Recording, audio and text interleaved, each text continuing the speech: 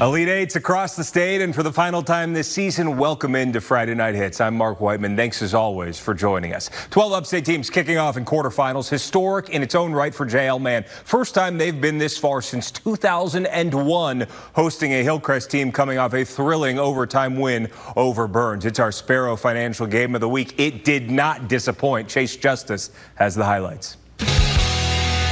It's rematch time here at Slayton Field between a pair of regional rivals in the Hillcrest Rams and the JL Man Patriots, except this time it's win or go home with a spot in the Upper State Finals on the line.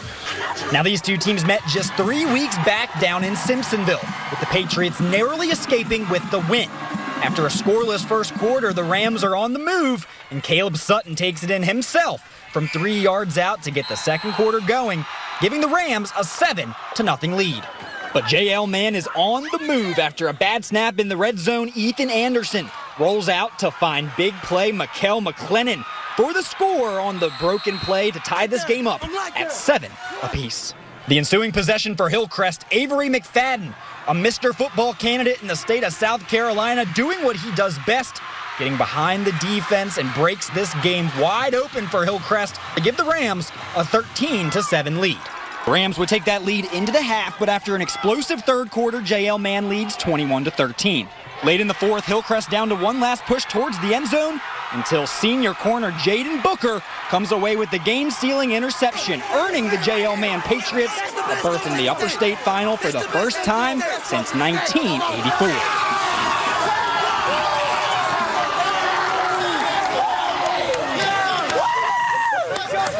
Upper State Championship, man, that's the next deal. Practicing on Thanksgiving, you know, me and my wife, man, we prayed about this thing. This is something that we've always wanted, and God answers prayers.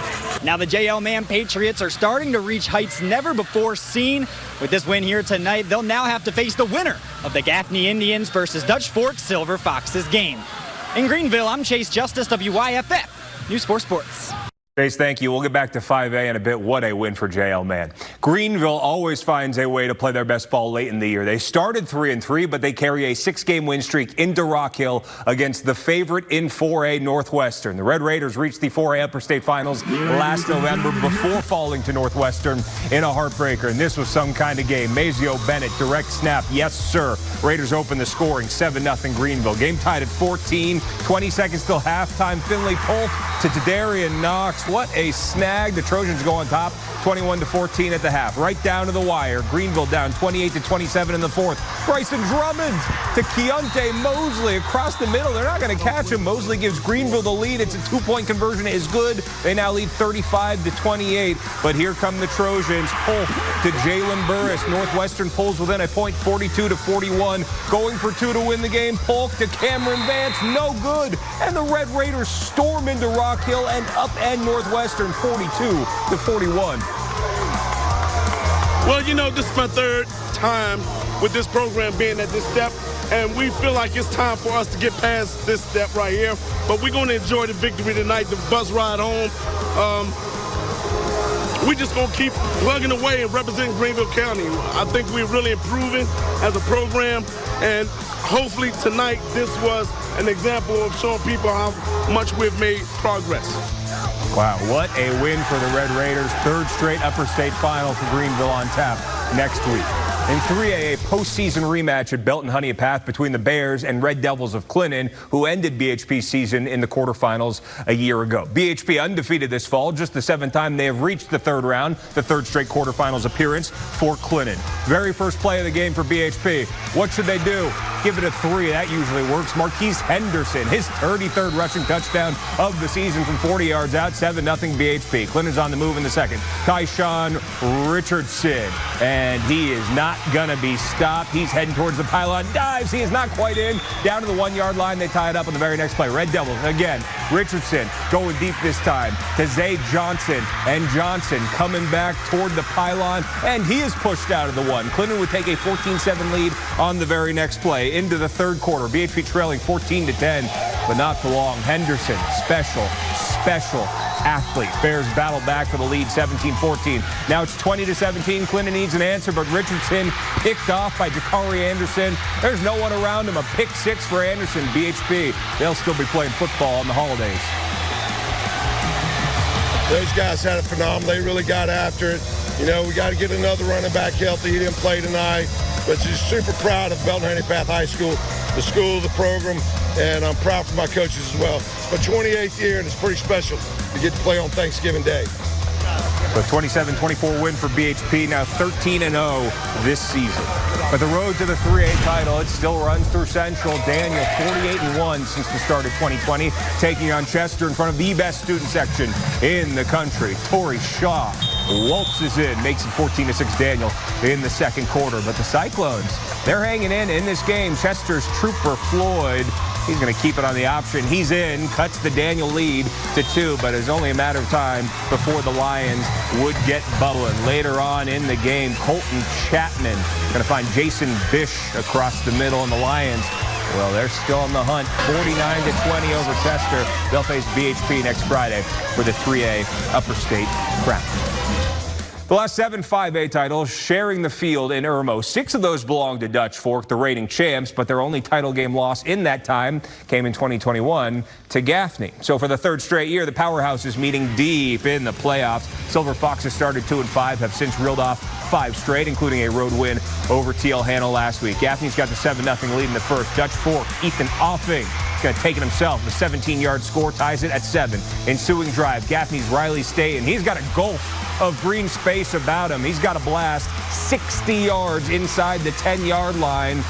But Gaffney wouldn't be able to finish the drive with any points. They would miss a field goal. Second quarter now, same score. Gaffney's Jake Spadabecchia hits a 23-yard field goal. Gaffney goes in front 10-7, but it is all Silver Foxes from there. Offing calling his own number again. That usually works pretty well. Silver Foxes take a 14-10 lead, and they pull away en route to a 35-10 win over Gaffney. Dutch Fork will face off against JL Mann in the Upper State Finals next week. We're hitting halftime on this quarterfinals Friday Night Hits. Once again, a special thank you to all our area coaches that wore the wire for us during this regular season. And for the final time this season, it's in their best of Mic'd Up from 2023.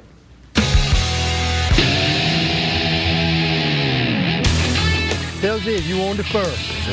Hey, put the chicken in the microwave. Man, he was wide open, wasn't he? You never heard cover your knees before? Time you look back at him, they're going to throw a flag on us. Be smart. Hey, come here. Great throw. Not bad on the comeback. You got him in a good position. Hey, good snap just a little bit. Just try to get a little bit faster. Let's go get it. Let's go. Good work.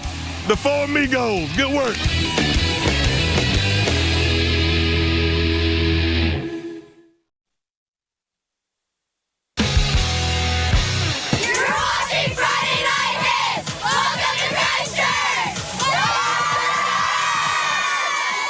Thank you, ladies. Cavaliers marching right along. Christchurch 3 wins from repeating in 1A, hosting Blackville Hilda. First possession for the Cavaliers on a short field. Tucker Hendricks, Jackson Rep.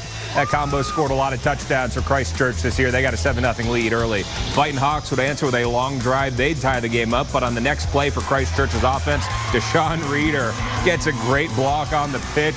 See ya. 72 yards to the paint. 14-7 Christchurch. The Cavaliers would score again, 21-7, but with Blackville Hilda on the doorstep, final minute of the first half, Christchurch turns them away with a goal line stand. Let's go get some cookout. Cavaliers on to the Upper State Finals for the 2nd year in a row. They beat Blackville Hilda 27-7. Just want to give a quick shout out to our guy Willie on the officiating crew. So he's a big WYFF News 4 fan. We appreciate you watching, Willie. All right, let's keep it rolling on this Friday night version, this final version of Friday Night Hits with the other 1A matchup, a rivalry game in Simpsonville, the 4th meeting in the last 2 seasons between Southside Christian and St. Joe's. Knights got the playoff win last year. The Sabres took the regular season matchup, however, in September, and they've got the early momentum here. Carson Bowman waits and waits and waits, finally connects with Ethan Chandler past the goal line, past the line to gain. That keeps the drive moving. Then the give to Chandler, and he is rolling and diving into the end zone. 7-0 Southside Christian. St. Joe's would tie it up shortly before halftime. So on to the 3rd quarter. The game tied at 7. St. Joe's with the ball. Lucas Salgado gets the corner.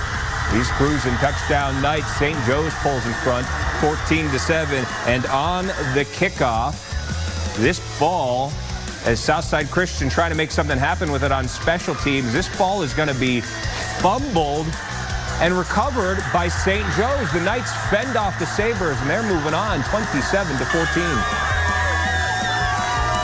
It's just a special group, very resilient. They've been through a lot this year, but they've adapted and overcome. They've dealt with some injuries and so forth, but they just kept coming together and coming together. It's a pretty special group. So we will have a rematch of last year's 1A Upper State Final next Friday between St. Joe's and Christ Church. What a game that should be.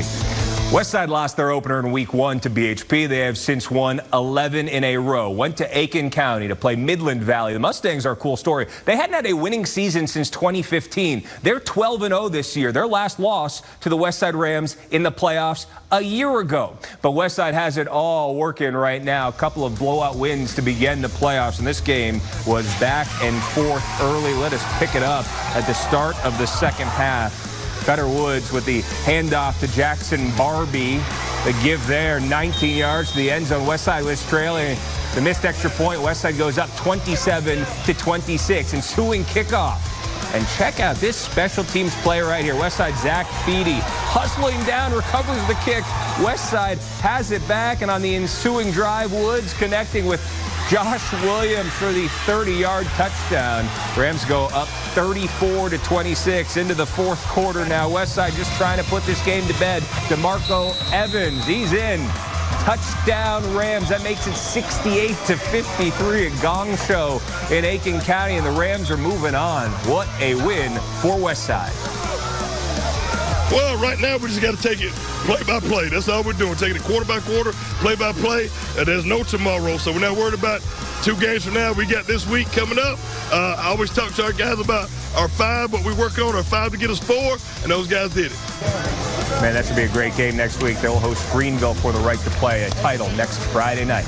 It is never easy, but Abbeville has made their annual playoff push look routine. 3 wins away from repeating in 2A and their 7th championship in 9 tries. Always going down in A-Town this time of year at home against Silver Bluff. And this was a knockdown, drag out through and through. The Panthers leading 2-0 thanks to a safety. DeMarcus Leach to Carson Norman. He is buzzing for the corner store. 9-0 Abbeville after the extra point. That was the score at halftime. Into the third, Silver Bluff, Aiden Coates will not be denied. Touchdown Silver Bluff. The Panthers hanging to a 9-6 lead, but in the fourth they hit a home run. Carson Norman, that speed you can see, and the Panthers put away the Bulldogs 16-6.